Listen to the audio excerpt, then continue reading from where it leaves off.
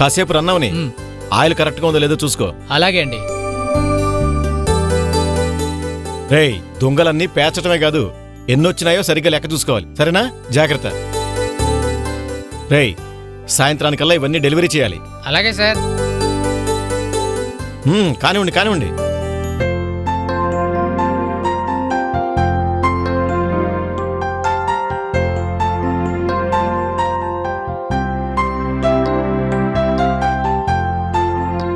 తొందరగా కానివ్వండిరా, ఆర్డర్స్ చాలా ఉన్నాయి.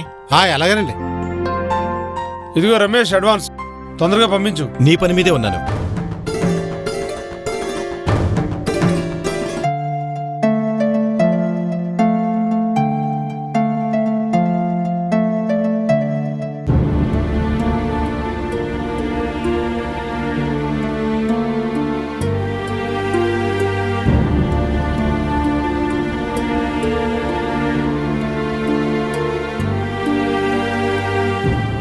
ఏంటి రమేష్ దిగాలుగా కూర్చున్నావు?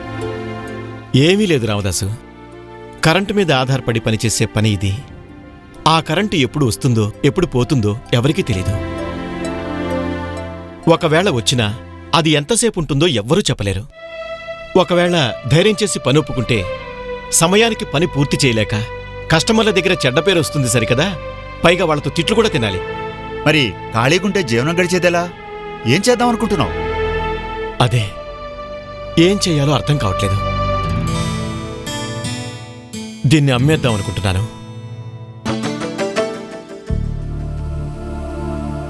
వస్తాను. ఏ రమేష్, ఆ మధ్య సామీళ్ళు అమ్మేస్తానన్నావు, ఇప్పుడేమో నలుగురితో పనులు కూడా చేపిస్తున్నావు. ఇంతలోనే అంత మార్పా? దీన్ని అమ్మేయాలనుకున్నది నిజమే రామదాస్, కానీ ఈ ప్రభుత్వం మారింది కదా. ఇప్పుడొచ్చిన ప్రభుత్వం కరెంటు మీద ఆధారపడి బతికే మాలాంటి చిన్న వ్యాపారస్తుల కష్టాలను చూసి 24 గంటల నిరంతర విద్యుత్ సదుపాయాన్ని కల్పిస్తోంది. ఇప్పుడు ఆంధ్రప్రదేశ్ రాష్ట్రం దగదగలాడిపోతోంది. పనిచేసే యువశక్తి ఉంది, 24 గంటల కరెంటుంది. అభివృద్ధిలో మన రాష్ట్రం బుల్లెట్లా దూసుకుపోతోంది. 24 గంటల నిరంతర విద్యుత్ ఇచ్చే ఇలాంటి ప్రభుత్వం 10 కాలాల పాటు ఉండాలి.